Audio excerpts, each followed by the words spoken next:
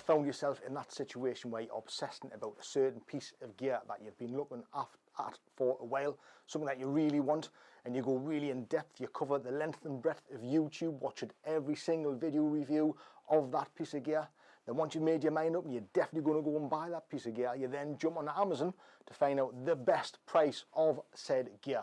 Once you find that best price, you're then looking into the actual seller of the item to make sure you're buying from somebody reputable.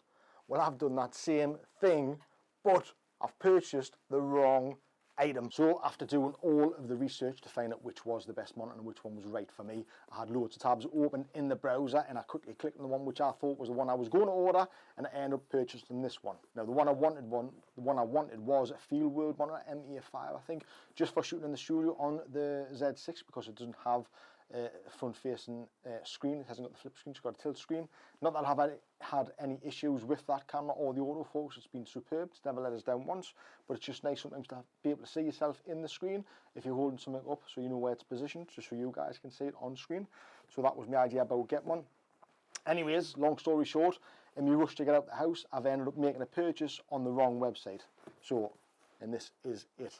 Now, the problem with this is that on the actual listing, which was on eBay, and I'll put links in the description below so you guys can check this out if it's still live, that it didn't mention anything about being a Feelworld monitor. Now when it's arrived, and I'll show you what's inside the box. Well, actually on the side of the box it has Feelworld technology, model number F6S. Now I'm not too sure, you guys might be well versed in camera monitors, so if you are, let me know in the comments below whether there is a model such as the F6S. Now it says it's a 4K HDMI monitor, and this is the first one I've bought, like I say, just to shoot in the studio. So we'll see what's in the box. We'll get these out. So you get a nice case, and the thing that did put us off, obviously you get user manual in the box, and it also says, so you get the user manual. Okay, so the case itself, it's a nice little case, but on the side of the case it has Andy Cine, you can see that there, written on it, and that's what started me thinking whether this is actually a legitimate Feelworld monitor. I'm not too sure, I'm not 100% sure, but we'll look into it.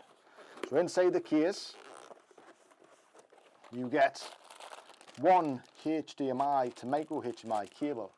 Now, what kind of got me thinking also is that all the reviews I've watched, and I've watched a lot of reviews as I do, normally in a Feelworld case you get two cables. You'll get the micro cable and you'll also get the mini HDMI cable. Now I need the mini HDMI cable for the Z6 and the Canon that I shoot on, which is recording the top down one, and it only comes with one, so again that got me thinking. Now you do also get the bracket to mount onto the hot shoe, seems nice and sturdy, and then you also get, you also get the sunshade for around the screen. Now this, I'll put them there so you can see. Then in the back, in this case, is the monitor. And as you can see on there, it says Feelworld, £64.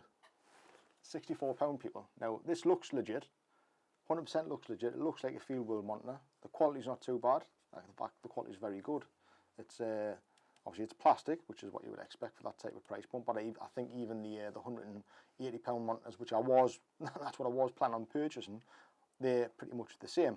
So, does it work? Well, I'll grab a battery, let's have a look. It takes the Sony MPF batteries, and it also takes the Canon batteries too, so which is quite handy. So let's see if it fires up. So if you guys can see that, it says Feelworld on the bottom. I'm hoping you can see that because it never focuses on the camera when I'm pointing something at it, so this is why I'm wanting a monitor. So if we go in the menu mode, we have obviously the picture mode. You can obviously change it dynamic, change it to dynamic, standard, mild, and then if we scroll down, you can change the brightness, the contrast, saturation, sharpness, color temperature. You can choose 6500 or 9300, or then you've got the user setting, and under the user setting you can actually change the red, the green and the blue and the tint. So a few options there. We'll go back up the top, and then the next setting along we have obviously the language, aspect ratio, and all the other ones there, OSDH, OSDV, obviously time, backlit, so you can change the brightness of the backlit, and if we take that right up to 100%, we'll take it right down, you'll be able to see on the screen there. I'll take it right down. So there's a good range. I'm right under a bright light here, so you can see it does do a really good job. Scroll along to the main settings, and then this is where you can pick. This is where it has a lot of options where you can obviously have a center marker on. And then you've got save frames, so you have the 9 grid there, which is really good for obviously using that rule of thirds. You've got the image freeze, which I'm not sure what that actually is. I'll have to double check that. Image flip, and that's handy for when you're trying to turn the monitor either way on the actual arm when it's mounted. So then obviously you can actually flip the screen the right way. So my initial impression of the monitor seems like a really good buy. Seems like a bargain. It actually seems too good to be true. £64 for a 4K 5-inch monitor. Well, I think we're going to have to head out and test it out.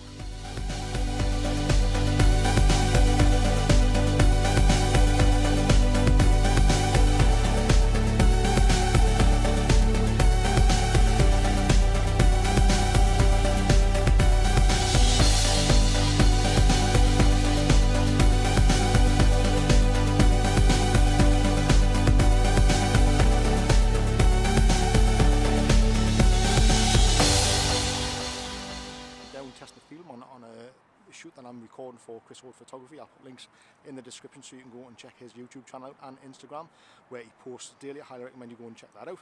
So far we've been indoors and outdoors and it's performed really well. There is a bit of a lag, but I really enjoy the fact that you can really see where the focus is on the screen, so enjoying that very much. So yeah, so far so good. Now I did intend to get some footage of me actually using the monitor in the field, but I forgot. And then food was on offer right at the end of the shoot, so food won, I'm afraid.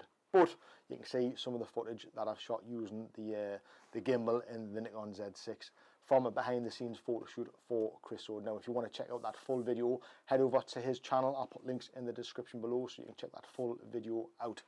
So initial thoughts on the monitor using it out in the field. Very impressed. I'm thinking, the more and more I think about it, regardless of whether this is a legitimate Feelworld monitor, I think it's a bit of a bargain buy. It's £64, it really is.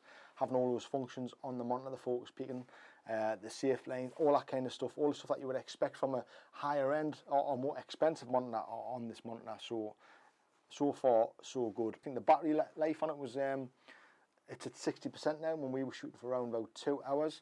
One thing I did notice is we were shooting indoors first, inside the pub, which was the first location, the first shoot, and the monitor and the back of the Nikon Z6 both looked really good.